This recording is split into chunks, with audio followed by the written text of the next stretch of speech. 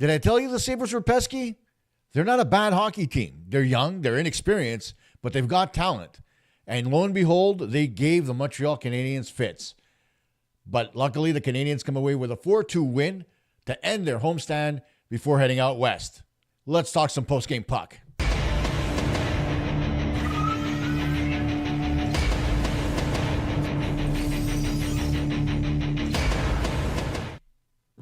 Hey gang, Costa here from PuckTalk Montreal on this post-game edition for October 20th, 2025. And let me start out by saying, I told you so. I called this game like to a T.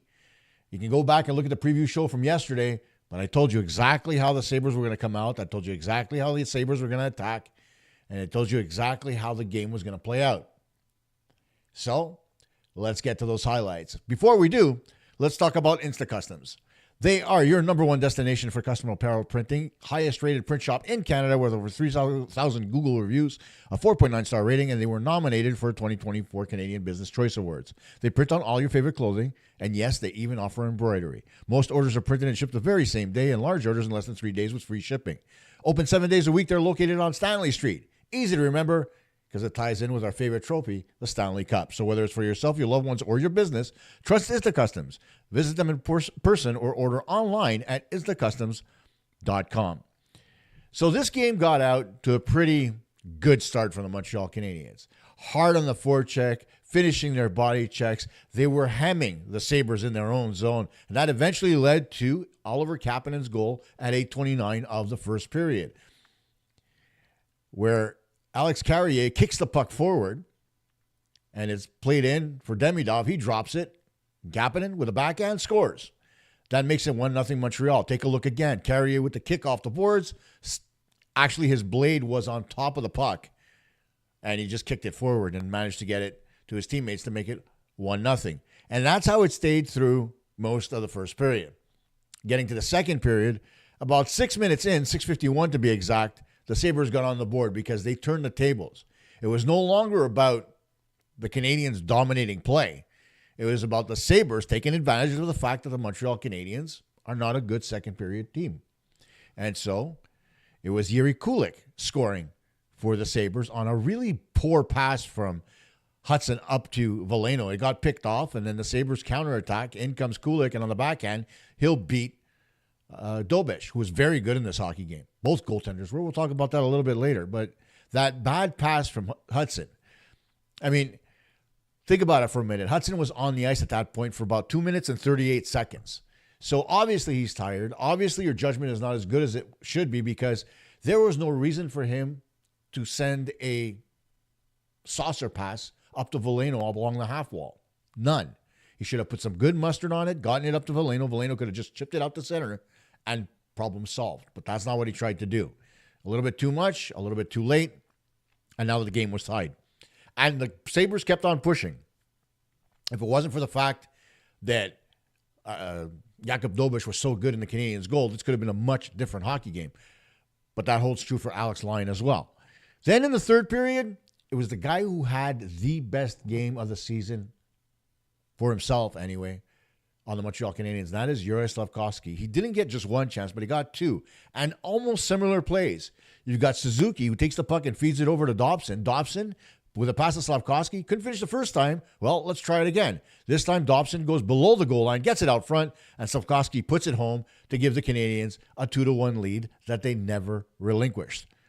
There's the puck in front. Slafkovsky puts it in to make it 2-1. Then, just about 10 minutes later, it was Lane Hutson getting on the board. This was the eventual game winner.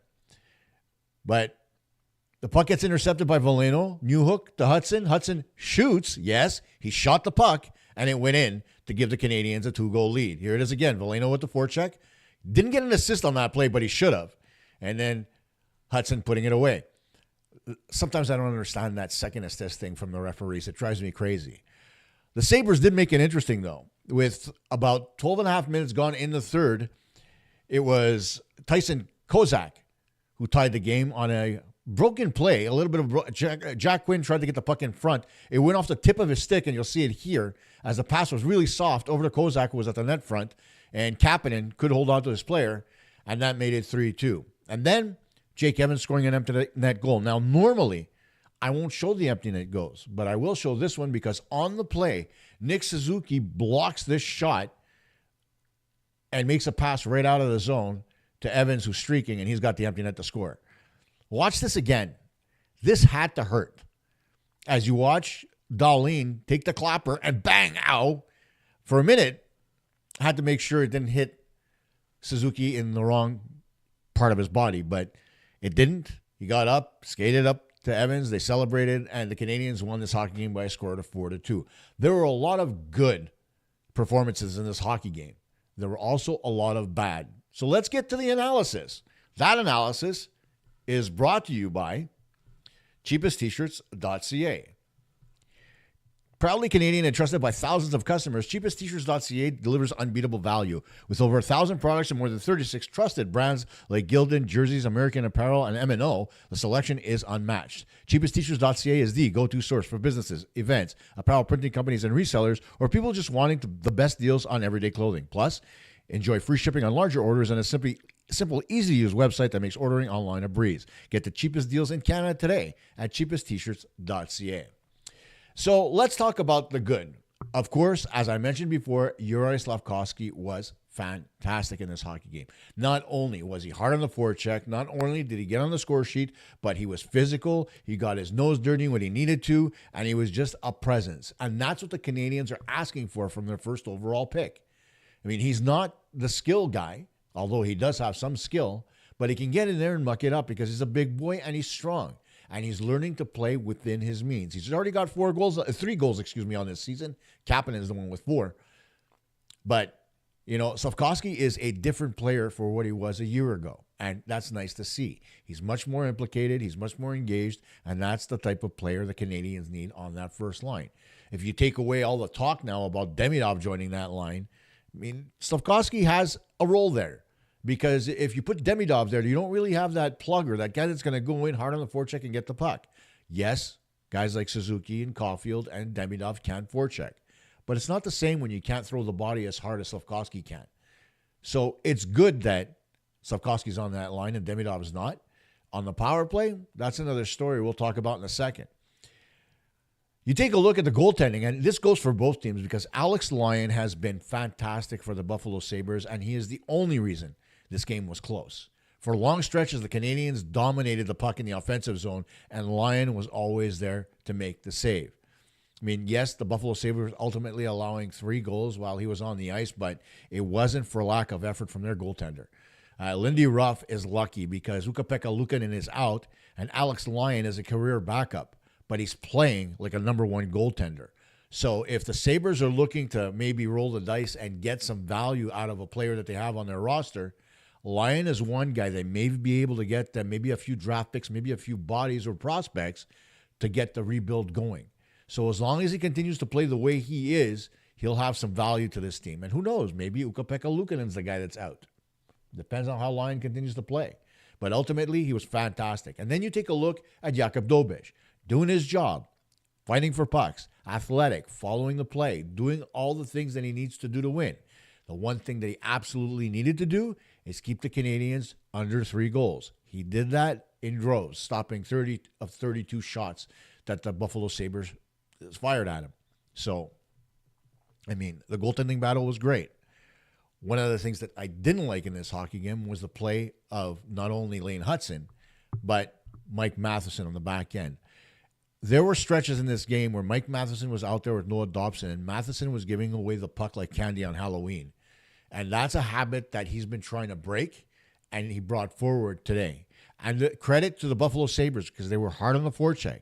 And he was trying to get the puck up to his forwards, but he didn't have time, he didn't have space, and he didn't read the play properly because a defenseman who has that type of a forecheck in his face will either reverse the puck to his partner or pin it to the boards and wait for some support to come in. Instead, Matheson was throwing the puck frivolously up the boards, and the Sabres were capitalizing on those turnovers at the offensive blue line and creating chances down low against Dobes.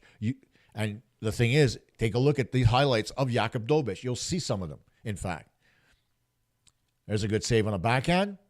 In tight, they're whacking at it. Here you've got Tage Thompson coming in, another save by Dobes. Here's another one in front. Dobes cutting off the pass. Then you've got here another chance where they cut into the slot and Dobes not only makes the first save, but he slides across to stop the second save. Then there's this tip in front. That was on a 2-on-0 with Carrier having a broken stick. Here you've got the Sabres coming back into the zone again. There's a pad save. That was just ahead of the goal. And again, the goal was scored on a giveaway. The Canadiens not doing a good job of clearing the puck. They got better games from Arbor Xhekaj. They got better games. Alex Carrier was extremely good defensively. Noah Dobson was really good in his own zone. But Mike Matheson has to make sure he stops and he realizes, like, hey, I can't give up the puck like that. And Lane Hutson, despite the fact that he scored a goal, he didn't play a bad hockey game. Don't get me wrong here. But the one thing that he did do was he stayed on the ice way too long. As I mentioned on the first Buffalo goal by Kulik, he was out there for 2:38 before he made that giveaway with that saucer pass over to Veleno up along the half wall. That's not Lane Hutson. Hudson's better at reading plays, but when you're out there and you're sucking on dirty pond water, that's what's going to happen. So, he's got to get away from that. Giveaways are a thing that we live with Lane Hutson. But if they're justified, I'm okay with them. If they're what I just saw tonight on that play that cost the Canadiens a goal, that I'm not okay with. And I'm sure Hudson's going to go back, look at the video, and say to himself, why the hell did I make that saucer pass? There was nobody there. There was no stick. Why did I float it up into the air? Why did I bounce it to Veleno? Why did I make his job so difficult? And I'm sure he went up to Veleno and apologized for it after the fact. I mean, because Hudson's that type of guy. But those are plays that cost the Canadiens last season. They've got to get away from them. So the guys have to be better. Another thing that I found bad was the Evans line. Gallagher, Evans, and Anderson had a very poor showing. I thought Anderson had a couple of good stretches where he was driving the net, trying to make plays, trying to get shots on goal. But he's doing something that I used to deal with a kid by the name of Johnny Sear. And Johnny had all the talent in the world, built just like Josh Anderson. A big boy, could use his body to shield the puck. But the problem with Johnny, as Josh Anderson has, is the minute he gets in below the hash marks, the finish just isn't there all the time. And whether it's because he's using one hand on his stick, he's not protecting the puck properly, whatever the case is, Josh has to mix it up in order for him to be more effective. Gallagher had a bad game, but we know he's going to bounce back next time, that's for sure. I mean, we saw how many times did he swing and miss on pucks tonight? His timing wasn't there. And Jake Evans, while he was good in the faceoff dot, he got tossed out quite a bit, and you could see that they would just, all three of them were fighting the puck.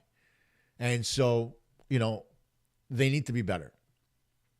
It's as simple as that. They can't fight the puck. They have to make sure that as the third line, or even if you call them the third or the fourth line, whatever it is, in the sense that they play those minutes and they're hard minutes to play, right? It's not everybody that can be a third and fourth line player. They have to make sure that they take care of the puck first and foremost. That's the key. Okay, offense is secondary. If they score, great. That's candy for the Montreal Canadiens. But they need to take care of the puck. If they don't take care of the puck, then it ends up in the back of the net, and the Canadiens are behind the eight ball. Luckily for them tonight, that wasn't the case, but moving forward, other teams may be able to pounce on that if the quality of the opposition is a little bit better. So they just have to be mindful of it. A couple of other things that I wanted to talk about here was some news that I found out today about the injury to Caden Guhle. It is, in fact, a grade 2 strain and not a complete tear.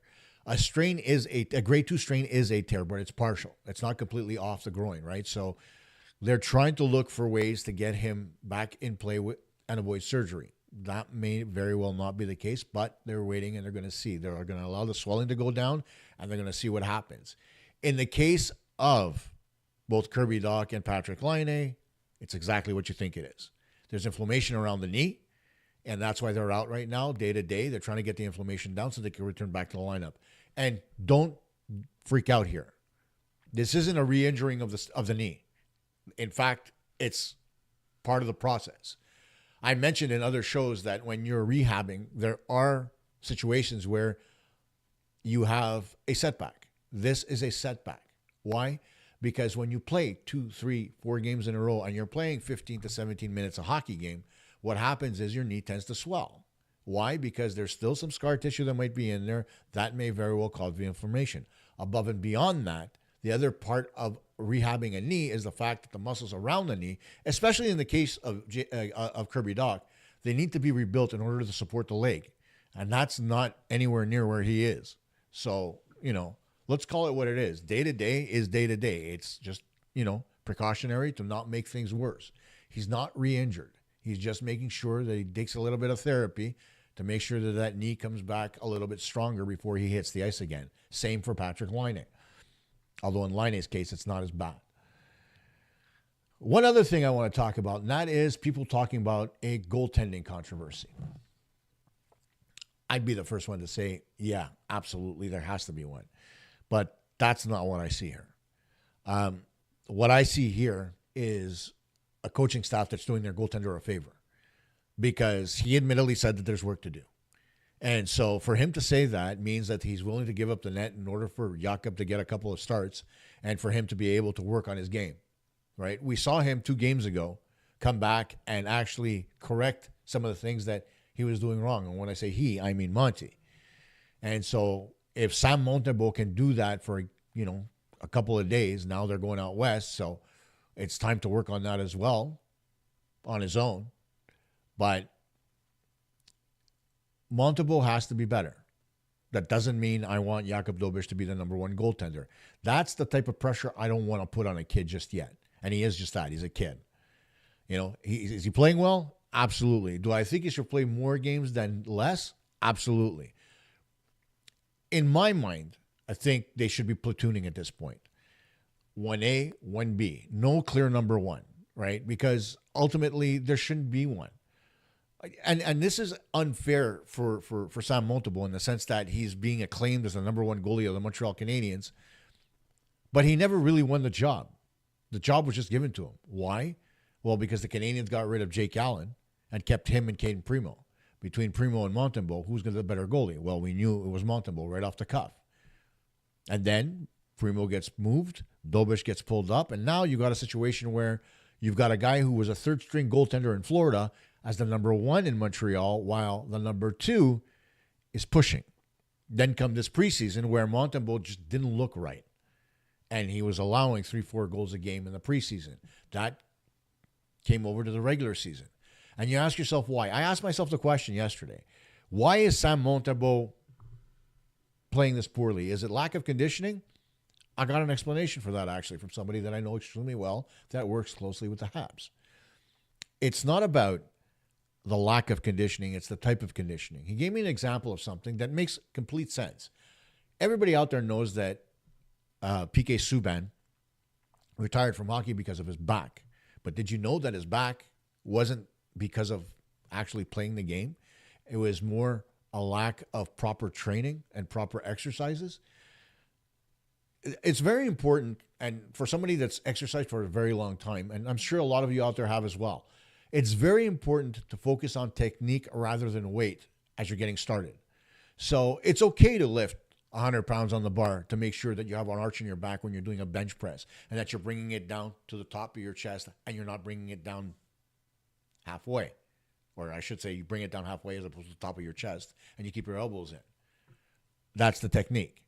So what you have to make sure you have that arch in there. You have to make sure that you get all the technique right, feet on the floor, and you push the bar up.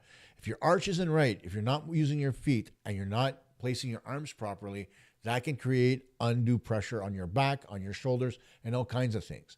And so when you're focusing more on weight, what happens is you tend to take technique and throw it out the window, and you hurt yourself. That is what this person told me happened to PK Subban. It wasn't about an injury on the ice. It was about his off-season training not being right for his body type. And that's the thing he claims that all the Canadiens players have to deal with. Some players have their own trainers. Some players deal with the trainers from the team. But there's no real people overseeing what's going on. There's no follow-up, right? They'll give you the exercises and you're on your own. And if you decide you're not going to do them and you're going to do something else, well, then there's no repercussions for that, right?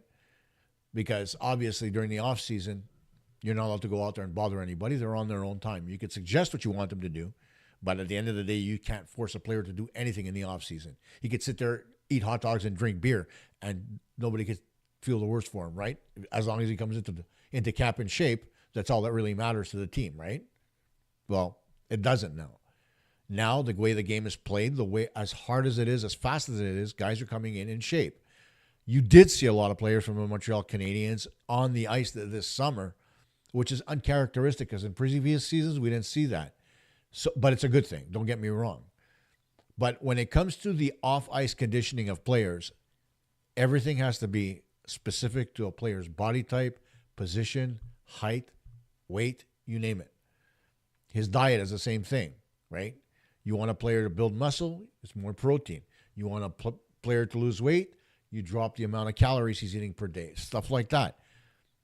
But there's no overseeing it, right? So you're going to have instances where players put on 20 pounds of weight because they're following an exact diet from the coaching staff, from the training staff. Then you're going to have other guys pick up maybe a little bit more weight than they should because they're working with somebody who's more of a bodybuilder type trainer as opposed to a hockey trainer. There's a very important distinction there. People don't realize that. Now, looking forward, the Montreal Canadiens hit the road, and their first opponent will be the Calgary Flames. We'll preview that hockey game. The Calgary Flames are always a difficult team with the types of Nazem Kadri on it and so on. You know, Rasmus Anderson is still there on defense. They've got a bunch of little good pesky forwards, but the Calgary Flames aren't as good as they should be. Is it coaching? Is it players? Is it depth? We'll look at that and more during the preview on our next show. Go Habs, go.